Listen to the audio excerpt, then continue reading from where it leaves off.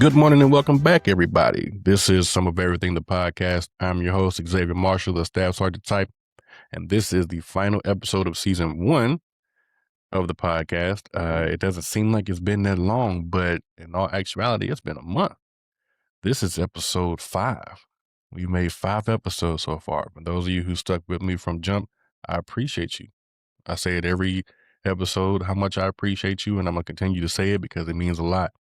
Small platform, hopefully growing, but in these beginning stages, it's what means the most. And a lot of people, they call it because they're not getting many views, they're not getting many subscribers. I get a little attention on Instagram and Facebook, and for those of you who click the like button on that, thank you. But yeah, I appreciate it, no matter what kind of support you're showing. Thank you so much. It means a lot. The past few episodes, we've talked about the enlistment process. We've talked about being a future soldier. We've talked about the job selection. We've had a guest on and they told you their experiences in the military so far, why they joined and what keeps them pushing and what it's like being in with a family. And then we've talked about wrestling. We talked about Friday Night SmackDown when it was in St. Louis and I went. We've gave our opinions on our top 5 underrated, top 5 overrated, and our Mount Rushmore. Well, today is Monday, and I know it's like, maybe I'll drop it today. I don't know. Seeing how I've done it, I've stayed episodes ahead just in case something happens and you want to be able to drop episodes, right? But today is Monday. It is the Monday after WrestleMania. Yesterday was the 19th. WrestleMania started Saturday the 18th. And we just going to do a recap of that because a lot to talk about as far as WrestleMania, all right? As you can see, I'm still nervous because I don't know if I'll ever not be nervous. But yeah. So we're going to jump straight into it, right? And we'll cap off our wrestling season and then we'll move forward into the next season, which I'm very, very, very excited about. And we'll talk more about that in a second. But let's get going, right? Night 1, April 18th, WrestleMania 42, Las Vegas. We'll go over the match card, right? First match, Drew McIntyre versus Jacob Fatu. Unsanctioned match. Now, if you come up in wrestling in the time frame of idea, unsanctioned matches go from the ring to the crowd to the parking lot, backstage, to locker rooms. People are bleeding. People are getting thrown everywhere. It's crazy. This match was not that match, right? They had some chairs. People fell through tables, but, they kept it local in the ring, which at a WrestleMania event, okay, cool. Keep it in the ring where people can see you. Don't want everybody backstage and whatnot. Cool, gotcha. But there was not enough chaos for them to be like, we're not going to sanction this match. We will not be held responsible for anything that happens. You hear that and you think, all right, it's going to get crazy. It did not. It was a normal, I don't like you, so I'm going to hit you with this type of match. There was no bloodshed. There was one table, a couple of chairs, a toolbox. Nothing to really blink at, write home about, talk about the next day. So that was match 1 with the victor being Jacob Fatu. The next match, 6-man tag team. Well, actually, okay, sorry. The first match was the 6-man tag team. The Usos, Jimmy and Jay, with LA Knight against the Vision, Logan Paul, iShowSpeed, which is what are we doing, and Austin Theory. I didn't even care about this match, to be honest with you. I didn't watch it. I saw some, paid attention a little bit, but I didn't really watch that match. I had no interest in it. I didn't have interest in a lot of night 1. So being very honest about that, I didn't too much care much about night 1. So yeah, Usos won. iShowSpeed was getting bullied and he turned on the Vision. He did a turnbuckle frog splash onto Logan Paul on the table. So he pulled a Logan Paul on Logan Paul. Technically, he pulled a Shawn Michaels on Logan Paul. But yeah, the victor of the Usos and LA Knight. It was cool. You know what I'm saying? I didn't care. Then you had, the most exciting part of the night was the women's Fatal 4-Way championship tag team title match. And the reason it was the most exciting is because we had the return of Paige. Paige came back to WWE, right? Now, this is why I'm upset about being happy. I hate the Bella Twins, okay? I don't like the Bella Twins. I've never liked the Bella Twins. I don't see a point in the Bella Twins other than them just being somebody in the background to look at. They didn't pioneer anything. They didn't do anything of a legendary status type action. There's nothing to say that the Bellas deserve the recognition and the pedestal they've been put on that they are right now. You cannot convince me otherwise. So when it came on, she came out, she had a boot on, Nikki Bella. I'm so sorry, I did everything I could to be in this match, yada, yada, yada. But I called in an old friend. And honestly, I was like, who could it be? Like, I didn't have anybody in mind. I was like, okay. Heard that scream, heard that music. I was like, yo, I went live for night one. Should have went live on night two. I didn't go live on night two, but Paige came out. I was so happy.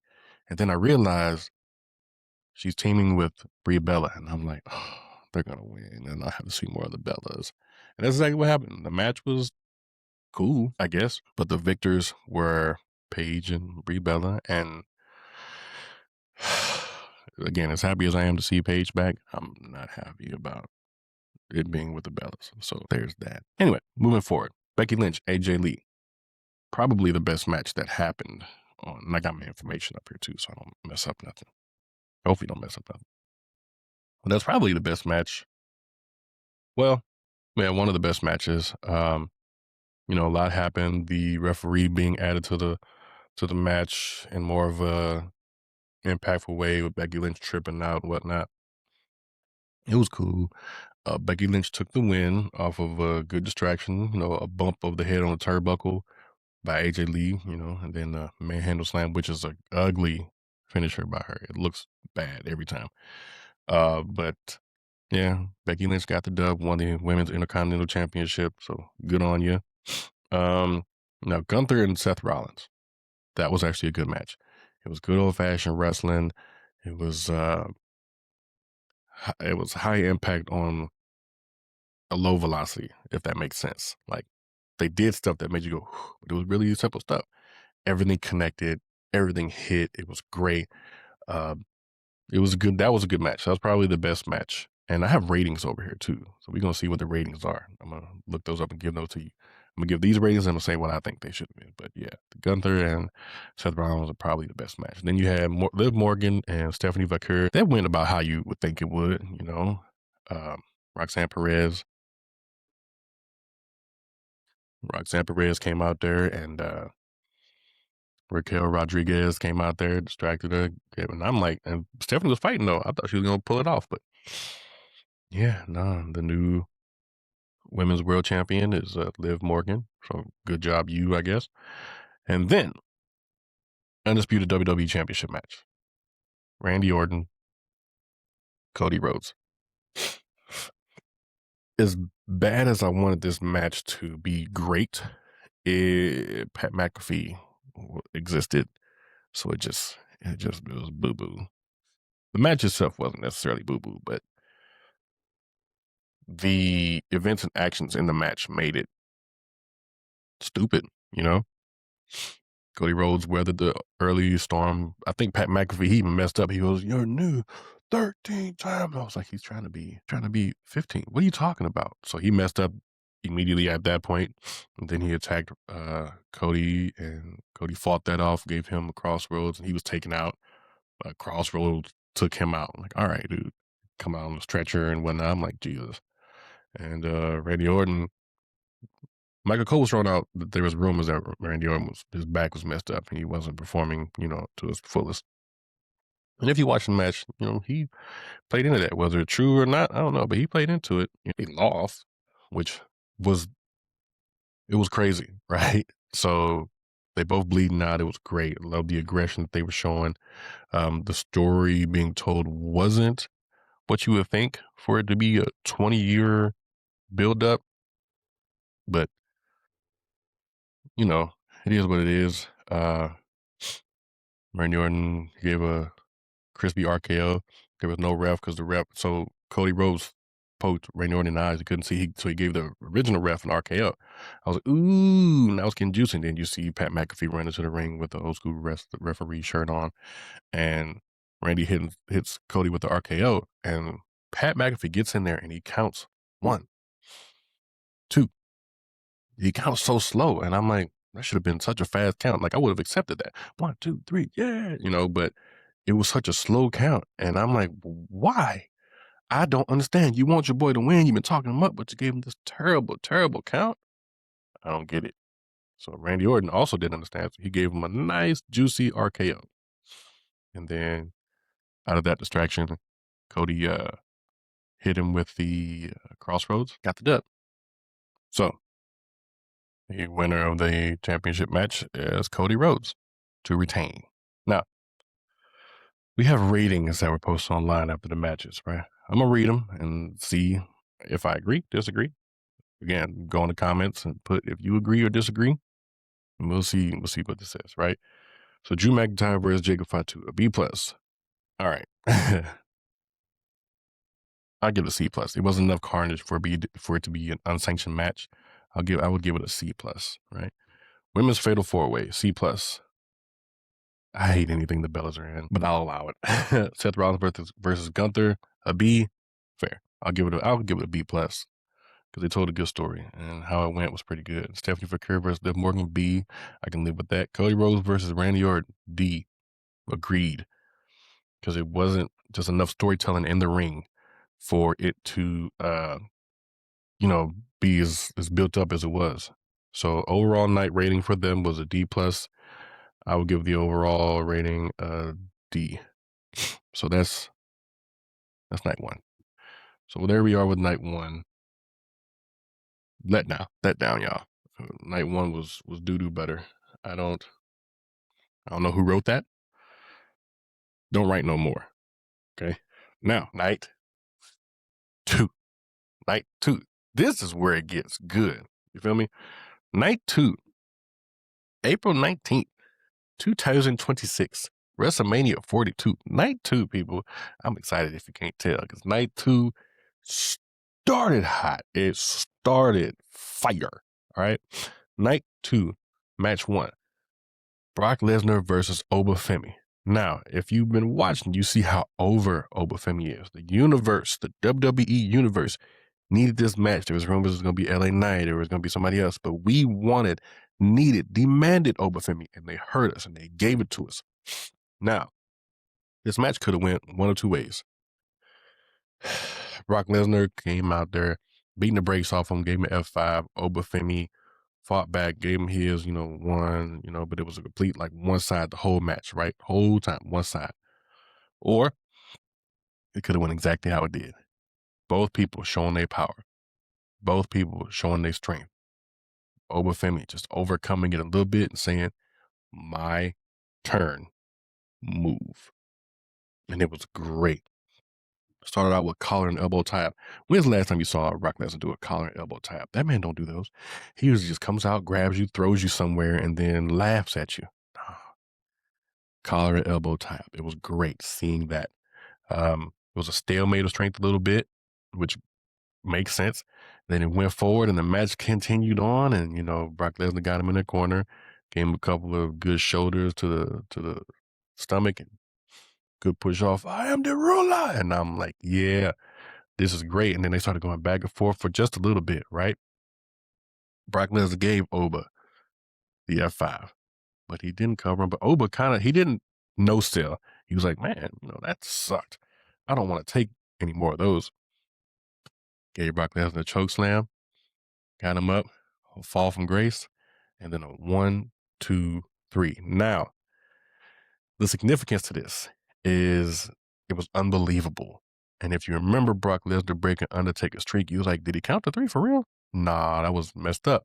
He got his shoulder up. They're going to come out and reverse the match or continue on or restart. Nope. 1, 2, 3. Clean. Beautiful. It was great. It was a great way to put him over. It was showing that I'm still Brock, but it's this dude's time. It was amazing. It was a short match. It was a short match, but they told that story perfectly. Yeah. And, Oba did his celebration. got out of the ring, and he didn't have a hat on, but he tipped his hat in appreciation and admiration to Brock Lesnar. And then Brock Lesnar took off his gloves, took off his boots, laid him in the middle of the ring, and called it a day. Paul Heyman got in there teary-eyed, and I'm just like, even I got a little emotional. I was like, man, I remember this dude's debut.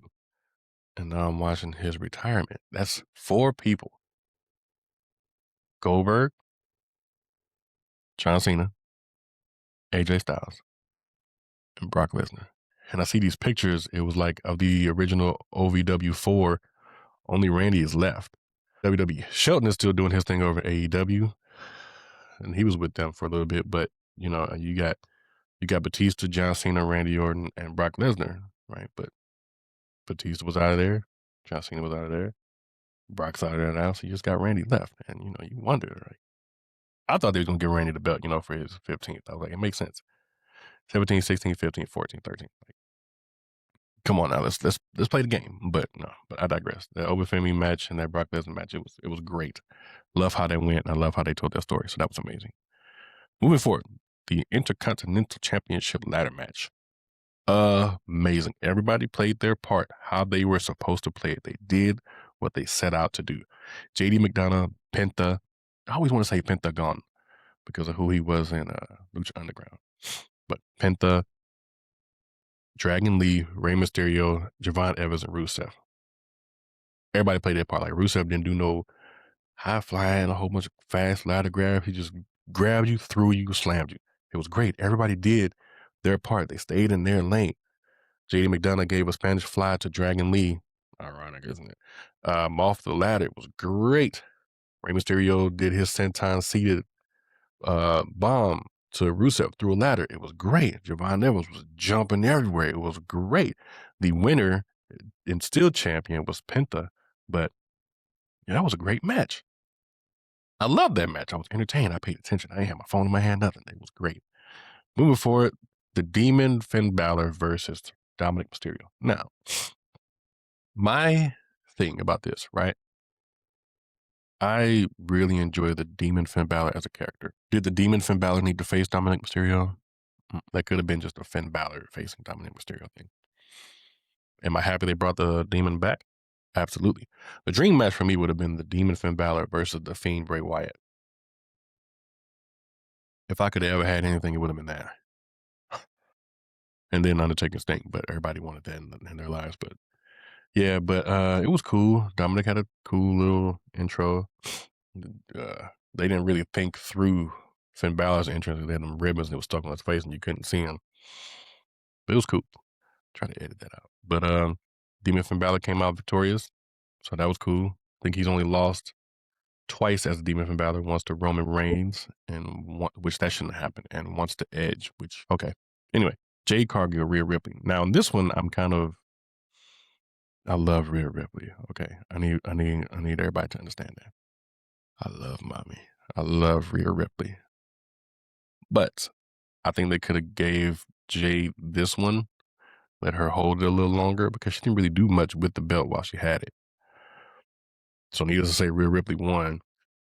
It was cool. B-Fab, Michin came out, or Mia Yim, if some know her as from there, came out. They interfered. And again, I thought they were going to, do a little more, play in Jade's favor. Io came out, even that up. Io. But yeah, Rhea Ripley, WWE Women's Champion. So it was a good match, though. It was a good match. I'm not mad at it. Do I wish Jade had retained? Yes. Am I mad about it? No, not really. Now, Trick Williams, Sami Zayn. Night 2 was a lot of torch passing, to me, at least. It was a lot of torch passing. Trick Williams came out, then that was a short match, but it was good. It needed to be, right? It needed to be, because I like Carmelo Hayes, and I think that'll be a good story to have between Trick Williams and Carmelo Hayes. But Trick Williams came out there, they had that quick little match, did what they do, boom, boom, boom. Trick Williams, new United States champion. Not mad about that at all. I love how they're telling these stories, and I love how they are presenting it to us old school wrestling style. I like it. There's nothing too fancy about it, but it's just a beautiful story. And I like it. Right now, that brings us to the main event. Also, Danhausen came out and messed with the Miz and Kit Williams a little bit. Kit Williams, I think his name. Yeah, I think it is. Whatever. But Danhausen came out. He didn't curse anybody, but it was still pretty cool. Came out with a bunch of little people. Damn. How? I want them to do a little more. Somebody brought up to me and they was like, he's just a gimmick right now and he can't win a match without cursing somebody. First of all, he's only had one match. Okay. And the curse is the whole thing. However, I do agree. I don't want them to play out the gimmick too much. Let it build up a little more. Give them a good match, let them win clean, no cursing, and then, keep cursing people backstage, ruining their matches. That I can appreciate that. That I like. Main event. Roman Reigns versus CM Punk. Roman Reigns had a great entrance. The songs being sang by that lady and the piano, and it was great. It was beautiful. It was awesome. Like, I paid attention. And the entrances aren't what they used to be, but I paid attention to this entrance, and it was great. CM Punk came out to his old school song. He used that song when he was in the Indies, I believe. When he came out, the one thing I'll say I wish he would have done, right? Because he came out, that instrument music played, then he just walked out to silence. No music, no Jumbotron, no Titantron, no video, nothing. Just him. Got down, did his little thing, and he, it's clobbering time. That's what he yells, but he just said, it's clobber. And then the audience, clobbering time. I wish he would have, finished. It's very small things to me, I wish he would have just let out, it's clobbering time from him. And then his music came on.